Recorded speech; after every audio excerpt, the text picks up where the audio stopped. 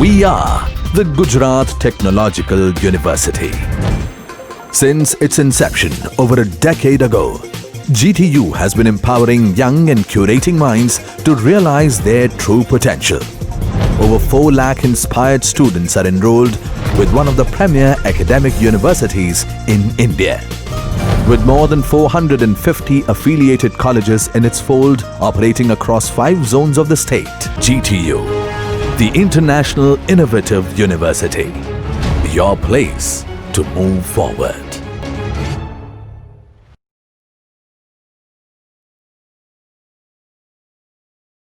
के बाद आया था 1947 के बाद आया था।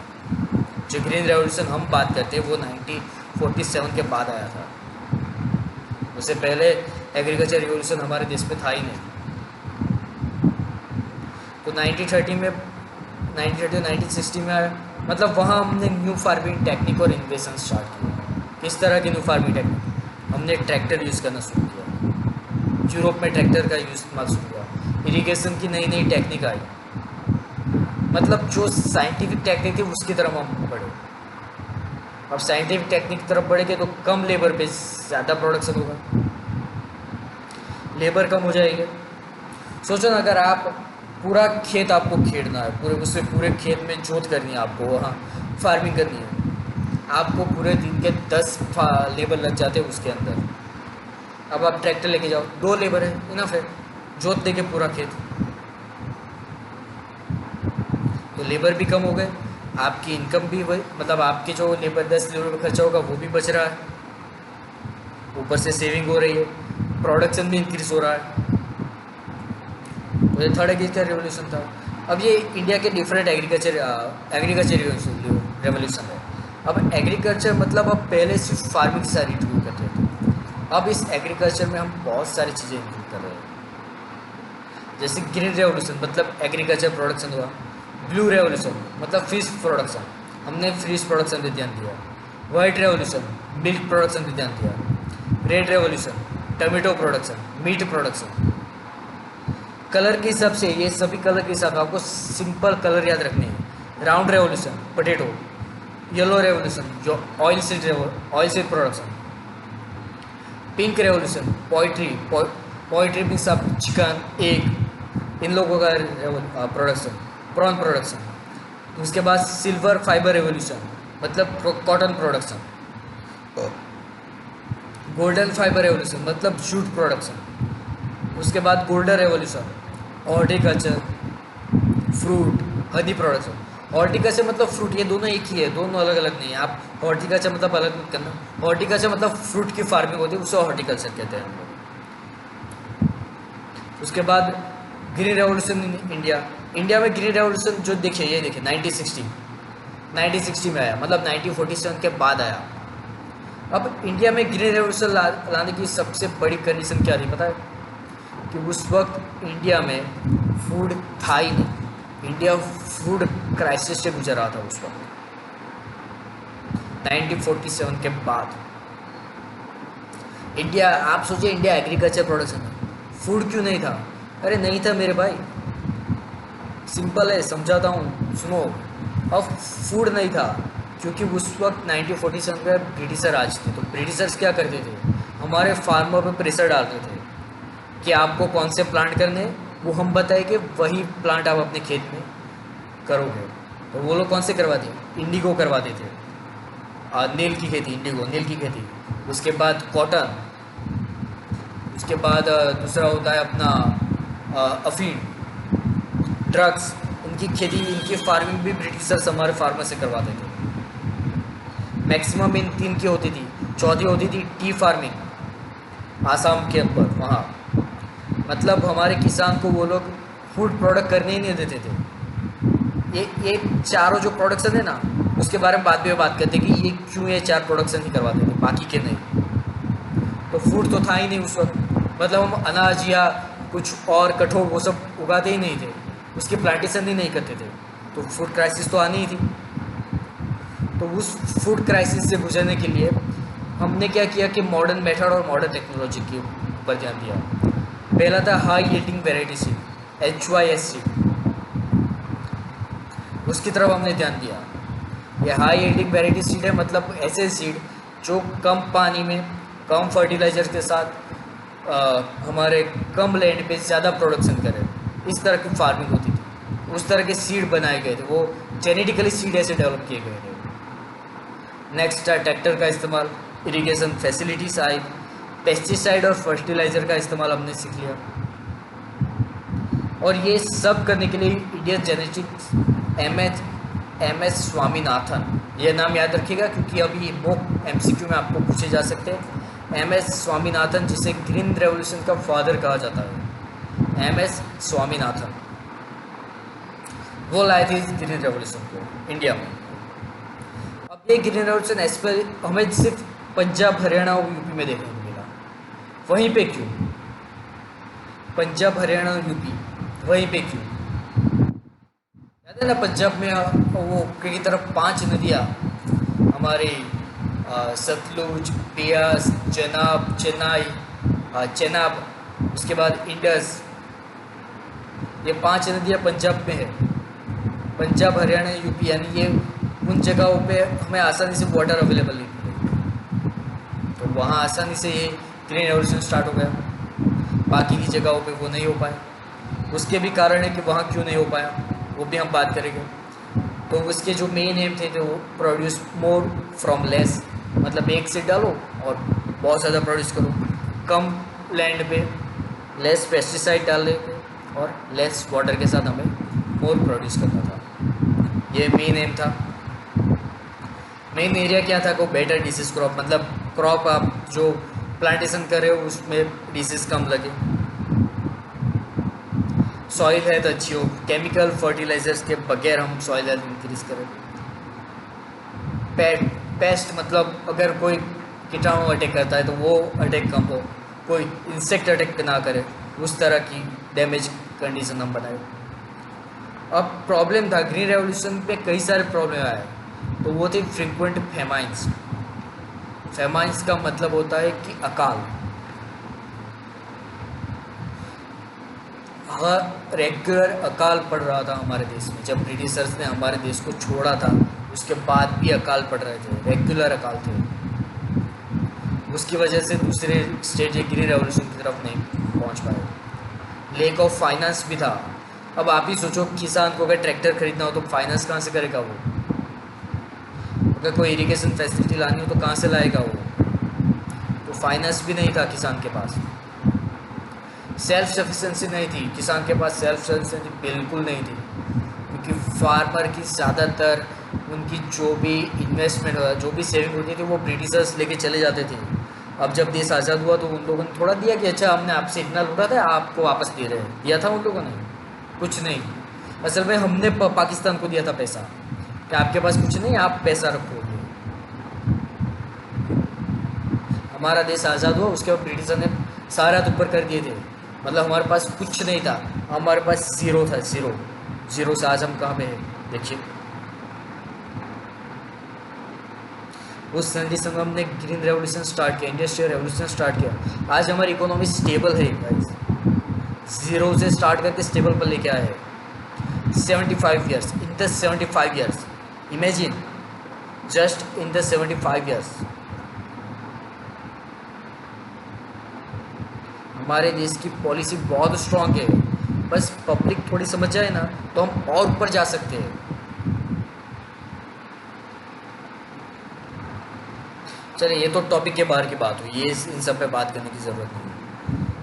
लेकिन हम मेन फैक्टर कॉजेज ऑफ अब किस वजह से ग्रीन रेवोल्यूशन इंडिया में सबसे ज़्यादा देखा तो इरिगेशन इंफ्रास्ट्रक्चर। मैंने बोला आपको पंजाब हरियाणा वहाँ 5 नदियाँ हैं, वहाँ पे डैम बनाए गए, वहाँ हमारी कौन सी इंदिरा गांधी कैनाल है, तो उस वजह से इरिगेशन फैसिलिटी डेवलप हुई। पेस्टिसाइड का यूज़ हमने ज़्यादा करना शुरू किया। होल्डिंग्स, कंसोलिडेटेड होल्डिंग्स मतलब सेविंग इंक्रीज हुई। लैंड रिफॉर्म्स आए, लैंड रिफॉर्म बहुत ही बढ़िया बात थी, ये गवर्नमेंट लेके आई थी लैंड रिफॉर्म्स। मतलब जिस किसान के पास ज़मीन ना हो उसे ज़मीन देनी थी, गवर्नमेंट उसे ज़मीन देती थी उन किसान के पास जिनके पास ज़्यादा ज़मीन हो। ये लैंड रिफॉर्म लेके आए थे, लेकिन ये टोटल फेलियर था, गवर्नमेंट पूरी तरह से लैंड रिफॉर्म नहीं कर पाए। लेकिन लैंड रिफॉर्म की वजह से जो जिन किसानों के पास कम ज़मीन होती है या ज़मीन ही नहीं थी फार्मिंग करने के लिए, कुछ सॉइल था ही नहीं, कुछ भी नहीं था, तो वो जो बड़े लैंडलॉर्ड थे उन लोगों से ज़मीन लेकर उन छोटे किसानों को दे दी जाती थी। लेकिन ये भी कंप्लीट फेलियर था, क्योंकि कोई भी अपना ज़मीन छोड़ना नहीं चाहता था। तो वो बहुत ही हिस्ट्री की बात है, इकोनॉमिक कंडीशन की बात है, वो नहीं बात करेंगे हम लोग।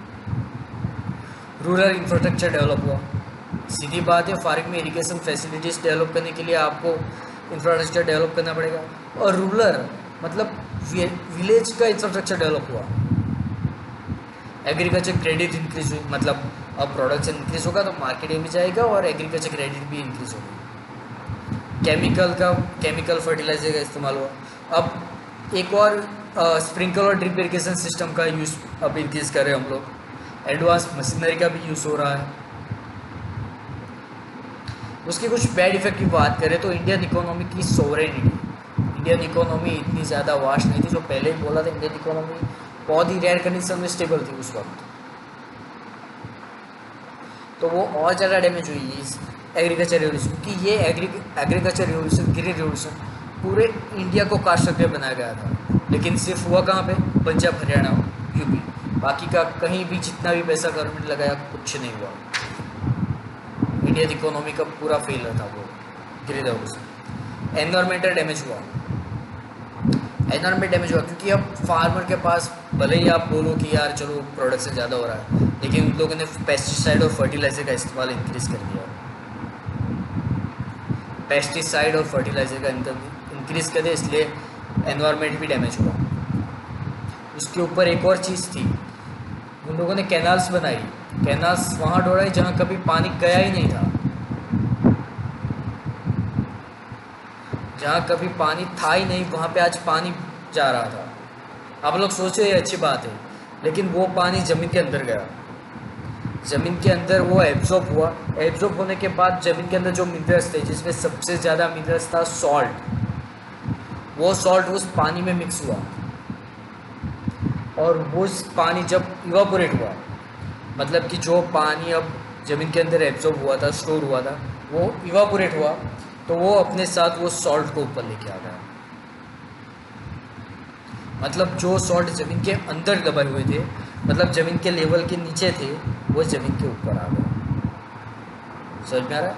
मतलब वो सॉइल लेयर के ऊपर आ गए, पूरी सॉइल सलाइन हो गई। और वो सलाइन सॉइल को वापस बनाना ये बहुत मुश्किल है। उसके लिए आपको अलग फार्मिंग करनी पड़ती है, फिर भी सलाइन सॉइल कभी रिकवर नहीं होगी, उससे बहुत टाइम लगता है। अब रीजनल डिस्पैरिटीज हुई। रीजनल डिस्पैरिटी कैसे हुई? जैसे कि जिसके पास ज़्यादा ज़मीन होगी वो ज़्यादा प्रोडक्शन करेगा, वो ज़्यादा आगे जाएगा। जिसके पास जब ज़मीन होगी वो कम प्रोडक्शन करेगा, वो डाउन रहेगा। मतलब कई जगह बहुत ऊपर किसान थे तो कई जगह बहुत नीचे थे। इससे एक और सेंस बनता है कि पंजाब हरियाणा में किसान बहुत ज़्यादा अमीर है। आपको अंदाजा है आज पंजाब में आप हर जगह बंगलोस देख रहे हैं, किसान के पास बंगलोस है, बड़े बड़े बंगलोस है। आप पूरे इंडिया में कहीं भी नहीं देख सकते वो कार वो लोग चलाते हैं। पंजाब हरियाणा में शादी होती है तो दूल्हा हेलीकॉप्टर से आता है, इतना पैसा है वहाँ पंजाब हरियाणा में। कितनी ज़्यादा डिस्पैरिटीज है। और हमारे यहाँ किसान शादी करता है तो यार पिता सोचता रह जाता है कि यार कहाँ से खर्चा करें, और वहाँ वो लोग बड़े बड़े हेलीकॉप्टर्स में आते हैं दूल्हा शादी में, उनके ऊपर हेलीकॉप्टर से फूल बरसाए जाते हैं दूल्हा दुल्हन को।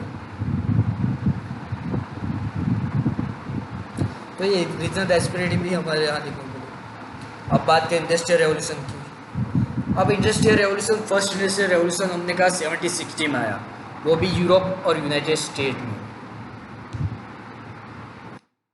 अब वहाँ क्या का इंडस्ट्री में चेंज हुआ? तो हैंड प्रोडक्शन मेथड थी, उसकी जगह मशीन प्रोडक्शन आ गई। केमिकल मैन्युफैक्चरिंग इंक्रीज हुआ, आयरन प्रोडक्शन इंक्रीज हुआ, स्टीम पावर और वाटर पावर का इस्तेमाल हमने इंक्रीज कर दिया। स्टीम पावर और वाटर पावर का इस्तेमाल हमने इंक्रीज कर दिया, मतलब कि हम स्टीम इंजन का इस्तेमाल कर रहे थे। समझ में? अब तुम सोचो, आप जहाँ हैंड टूल से काम कर रहे हो, मतलब जहाँ आप हैमर मार रहे हो, वहाँ आप स्टीम इंजन की वजह से पावर हैमर का इस्तेमाल कर रहे हो, तो आपका काम आसान होगा ना। हाँ? और आयरन की प्रोडक्शन इंक्रीज हुई, मतलब आप जो आयरन प्रोडक्शन कर रहे हो उससे आप मशीन भी बना रहे हो, वो भी इंक्रीज हुआ। और इसमें सबसे ज़्यादा डोमिनेंट इंडस्ट्री थी वो थी टेक्सटाइल। टेक्सटाइल में पहले हाथों से काम होता था, उसकी जगह पावर लूम आ गए थे, मशीन काम कर रही थी। मतलब जहाँ हम हाथों से दिन में 2 कपड़े बना रहे हो, पावर लूम आपका एक दिन में 40 से 50 कपड़े बना लेता हो। तो ये इंडस्ट्रियल रेवोल्यूशन था। उसके बाद सेकंड इंडस्ट्रियल रेवोल्यूशन आया 80-70 में। मतलब यहाँ देखो, यहाँ 70-60 में था, यहाँ 80-70 में आया, मतलब ऑलमोस्ट 100 साल के बाद हमें दूसरा इंडस्ट्रियल रेवोल्यूशन दिखा। अब उसमें क्या इनोवेशन था, तो सेकंड इंडस्ट्रियल रेवोल्यूशन में हमने स्टील मेकिंग प्रोड्यूस किया। अब स्टील किससे बनता है? आयरन से। तो हम आयरन के अंदर केमिकल मिक्स करके उसके अंदर कौन सा प्रोडक्ट है यार, भूल गया मैं, वो कुछ प्रोडक्ट मिक्स करके आयरन के साथ हम स्टील बना लेते, कार्बन या ऐसा कुछ, चलो छोड़ो वो बात नहीं है, लेकिन आयरन से स्टील बनता है। उसके बाद मास प्रोडक्शन इंक्रीज हुआ। अब आप सोचो, पावर लूम था, अब कपड़े बन रहे थे, अब कपड़ों की डिमांड इंक्रीज होगी कि नहीं? क्योंकि अब यहाँ एक और चीज़ से आपको ना सीधा कनेक्ट करके देता हूँ, देखो कनेक्ट करके देता हूँ एक चीज़ यहाँ पे, मास प्रोडक्शन, असेंबली लाइन और इलेक्ट्रिक ग्रिड सिस्टम। अब ये first industrial revolution, second industrial revolution और प्री इंडस्ट्रियल रेवोल्यूशन, इन तीनों को एक साथ कनेक्ट करते हैं। प्री इंडस्ट्रियल रेवोल्यूशन में पॉपुलेशन थी स्टेटिक, इंक्रीज नहीं हो रही थी। उसके बाद इंडस्ट्रियल रेवोल्यूशन आया, फर्स्ट इंडस्ट्रियल रेवोल्यूशन आया, पॉपुलेशन इंक्रीज होनी स्टार्ट हो। अब जैसे ही पॉपुलेशन इंक्रीज होगी, डिमांड बढ़ेगी,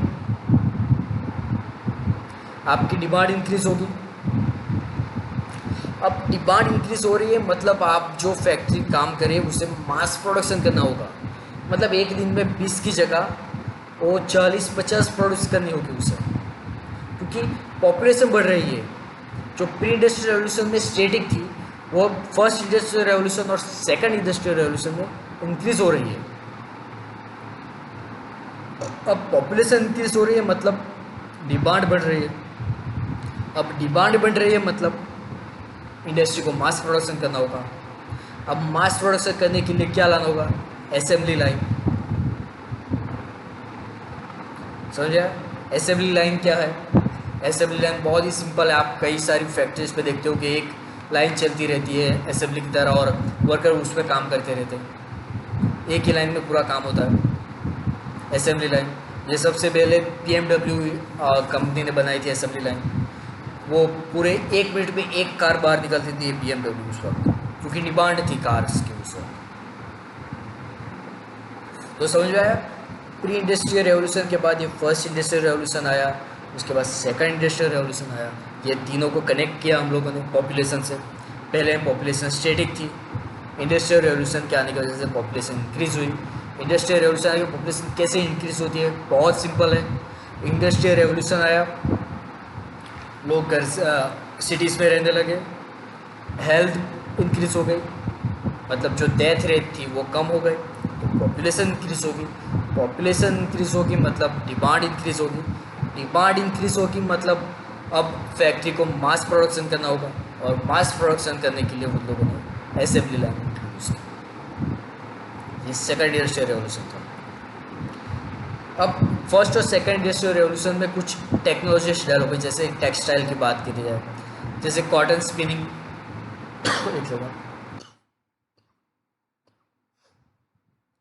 सॉरी, अभी टेक्सटाइल इंडस्ट्री की बात करें, मैंने पहले ही करा, पावर लूम आया, टेक्सटाइल इंडस्ट्री इंक्रीज हुई। स्टीम पावर, मतलब आपकी जो भी मशीनरी चल रही है वो स्टीम पावर से चल रही।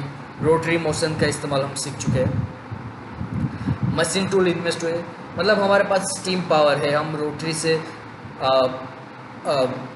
रोटरी स्टीम पावर से काम करना सीख चुके हैं। तो हमें जो भी अब टूल्स का इस्तेमाल करना था, उस टूल्स को भी हम बेटर बनाएंगे। जैसे कि हैंड हैमर टूल्स है, उसे हमें कन्वर्ट किया पावर हैमर में। उसके बाद स्क्रू कटिंग लेथ बनाई, सिलेंडर बोरिंग मशीन बनाई, मिलिंग मशीन बनाई। मतलब ये 3 ऐसी मशीनें जो स्टीम से चलती है। हमने आयरन मेकिंग सीख लिया।